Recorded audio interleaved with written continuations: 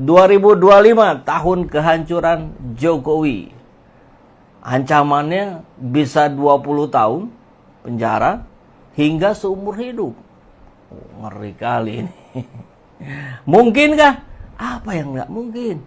Gelar Joko Widodo sebagai finalis penjahat dan koruptor terorganisir dunia adalah pukulan akhir tahun 2024 dan kado pensiun 2025 Jokowi. OCCRP seolah mengantar lengser presiden yang hobi bohong dan serba palsu ini dengan ucapan, "Selamat jalan koruptor dunia." Di dalam negeri, Jokowi ditampar MK lewat presidensial threshold 0%.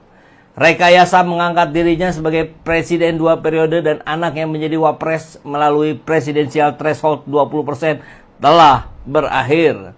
Keluarga Jokowi semakin tidak bermasa depan dan bakal dikejar oleh dosa politik di masa belakang.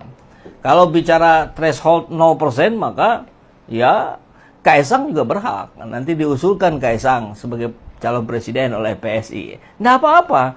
Nanti saya yakin 2029 rakyat makin cerdas, rakyat makin melek media sosial, bahkan sampai ke desa-desa yang biasanya habis oleh politik uang. Saya kira ini akan tergerus oleh kesadaran berpolitik rakyat Indonesia. Saya yakin sekali itu. Wajah lesu Jokowi ketika menanggapi vonis OCCRP adalah sinyal akan berakhirnya masa kejayaan Joko Widodo di panggung kekuasaan.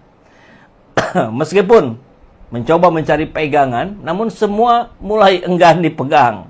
Awalnya PDIP yang memecat Jokowi, Gibran, dan Bobi. Lalu 9 naga pindah majikan.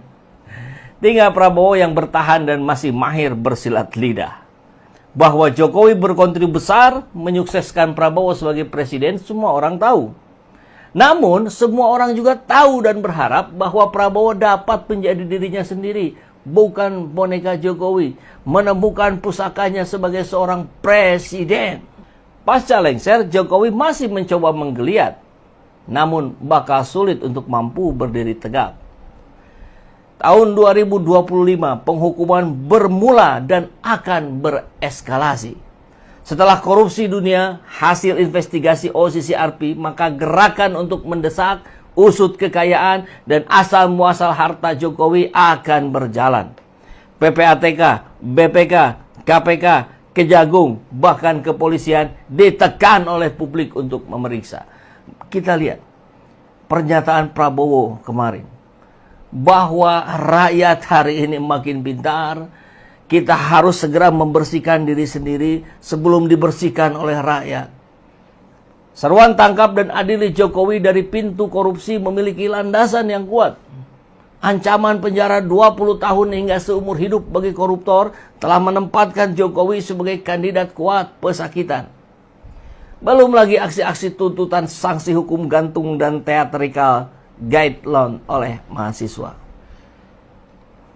Berbarengan dengan tuntutan pengusutan korupsi, Jokowi juga didera tudingan ijazah palsu, nepotisme, KM50, kegagalan IKN, kong kali kong PSN PIK 2, serta Cinaisasi. Prabowo akan dihadapkan pada beban berat dalam melindungi kenyamanan Jokowi dan keluarga. Ujungnya, ia melepaskan. Apalagi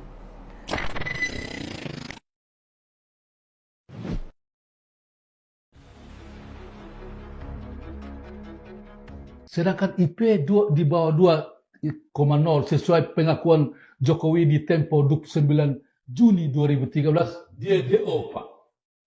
Dia DO, Pak. meledak.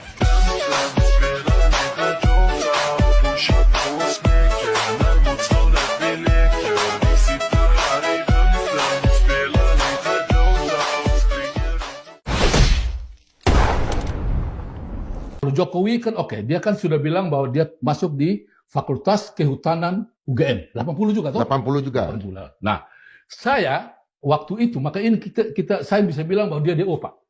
Dia DO? Ya, menurut saya dia DO. Kenapa? Karena begini, kami waktu kuliah tahun 80, itu kan dari pergeseran dari Desember ke Juni, Pak. Jadi kami masuk Juni, kan. Itu sudah aturan tertulis di seluruh Indonesia bahwa IP di semester 4 itu ada penilaian, Pak. Hmm. Semester 4 ada penilaian bahwa IP 2,5 ke atas berhak tulis skripsi. Oke. IP 2,5 ke sampai 2 berarti dia berhak tulis makalah. Ya, tidak Ya. penelitian kan? Sedangkan IP di bawah 2,0 sesuai pengakuan Jokowi di Tempo 9 Juni 2013 dia DO, Pak. Dia DO. Makanya Karena IP dia nggak sampai 2. iya nggak sampai 2. Makanya dia otomatis dia DO, tidak mungkin dia. Menurut peraturan Peraturan yang berlaku pada saat kami kuliah. waktu mulai Ah, tahun 80. tahun 80. Ah, itu dia. Ya, halo teman-teman, kembali bersama saya di channel ini, channel Indonesia 2045 ya, yang membahas seputar politik pendidikan nih hingga budaya. Ya, pada video kali ini tentu kita telah mendengar penyampaian dari cuplikan video sebelumnya. Ada unsur pidana 20 tahun penjara ya, terkait persoalan polemik tuduhan ijazah palsu Jokowi. Tapi yang beredar saya lihat di media sosial baru-baru ini bahwa ijazah Pak Jokowi dinyatakan asli oleh Bareskrim ya, oleh pihak kepolisian lah lebih tepatnya seperti itu. Padahal kita belum lihat ijazahnya, kok sudah putuskan saja. Itu putusan melalui apa tuh? Dapatnya dari mana? Bagaimana caranya? Adakah saksinya dari pihak penuduh gitu ya, misalnya?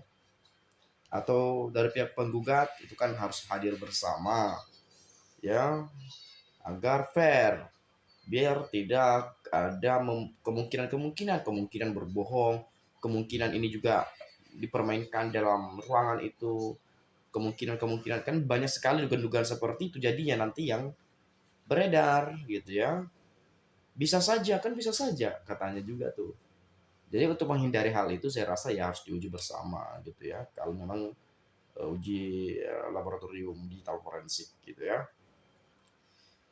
Tetapi ya nggak tahu juga kan, polisi apa Bareskrim kan punya wewenang untuk itu ya, untuk katanya untuk lebih gitu apa. Dan yang ngantar kalau nggak salah tuh ipar Pak Jokowi ya, di map apa itu Pak, saya lupa, map cok atau map hitam itu ya.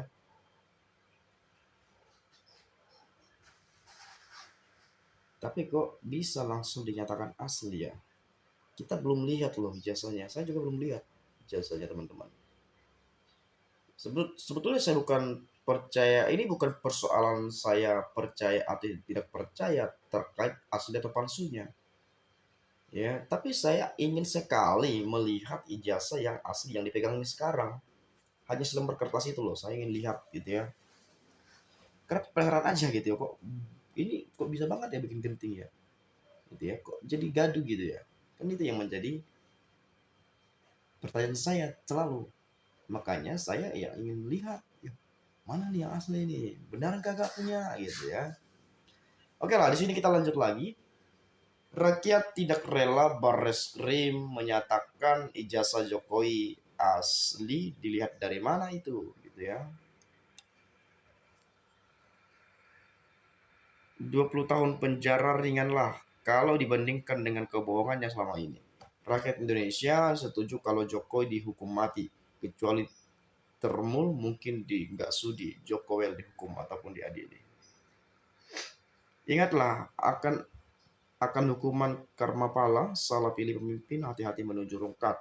Tentu anak cucu yang akan menanggung akibatnya. Betul banget Bang, salam sehat ya. Selama kepolisian masih dipimpin di Setio Sigit, saya pesimis atau agak berat memenjarakan Joko walau bukti kejahatannya terang benderang. Pak Wowo harus tegas, jangan jadi boneka Jokowi. Pak Wowo hak adili harus ya. Jokowi proses hukum. Masukkan ke penjara semua komplotan penipu, pembuat dan pengguna ijazah palsu. Waduh, kok ruwet yo masalah ijazah iki yo katanya. Ya, memang ini genting banget loh teman-teman. Kayak apa sih susahnya nunjukin gitu loh. Mungkin bagi kita berpikirnya seperti itu, tapi nggak tahu bagi pihak Pak Jokowi mikirnya bagaimana. Apalagi kalau sudah masuk ranah hukum ya udahlah. Kita awam mau gimana lagi gitu ya. Ganti Kapolri dan Mendagri baru ada keadilan. Sulit memberantasnya karena orang-orang yang bertugas dalam hukum semuanya kaki tangan Mulyono. Prabowo pun terikat dengan pembelian pesawat tempur bekas dan hasil pilpres lalu. Pesawat tempur yang mana? Yang alutsista yang apa kemarin? Kemana? Kalau saya nggak pernah dengar kabar ini ya.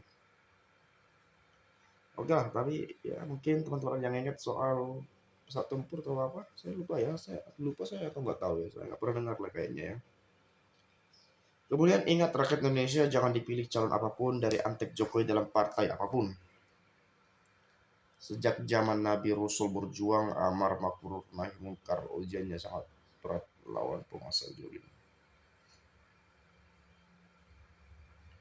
Maaf, soal pilpres yang menentukan bukan rakyat, sepertiga rakyat Indonesia akan kalah dengan satu orang ketua KPU, apalagi ketua KPU-nya berdarah PKL.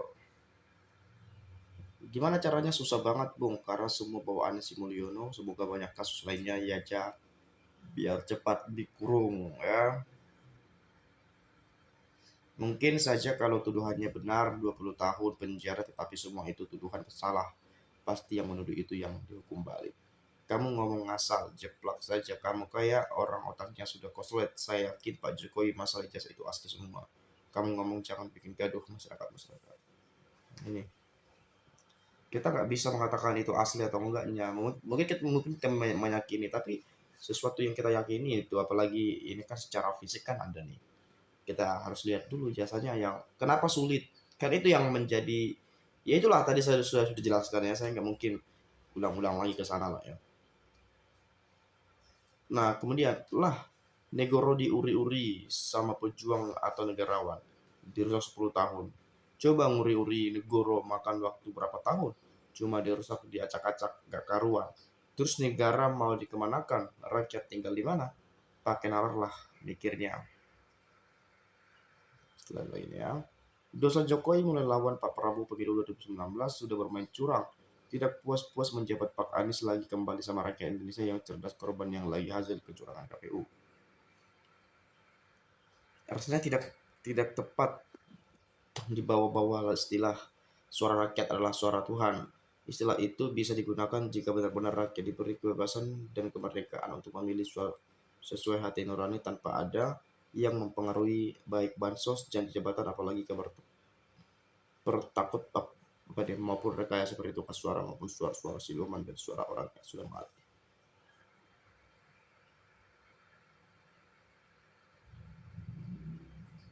Ini banyak sekali di sini komentar teman-teman kita ya. Kalau mungkin punya pendapat lain juga Anda silakan sampaikan di video ini ya. Itu saja mungkin dari saya. Terima kasih, salam, dan sampai jumpa.